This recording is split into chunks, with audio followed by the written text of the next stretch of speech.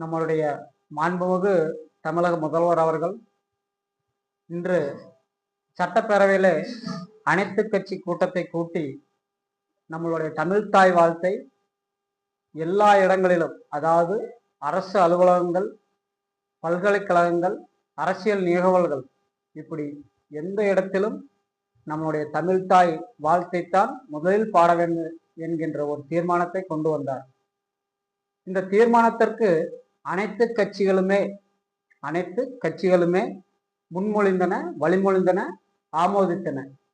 ஆனால் மற்ற ஒரு தீர்மானத்திற்கெல்லாம் ஆட்சேபனையும் ஆமோதிப்பும் தெரிவித்தது.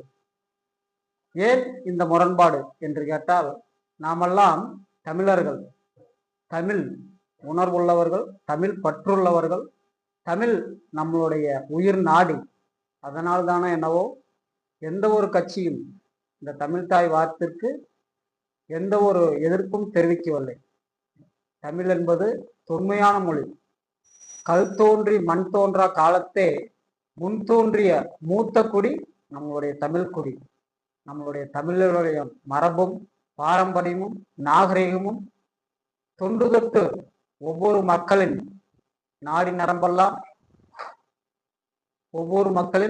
நரம்பெல்லாம் சிலாகித்துள்ளது. அதாவது தமிழை நம் உயிர் மூச்சாக போற்றுவோம், தமிழை நம் தாய்மொழியாக போற்றுவோம்.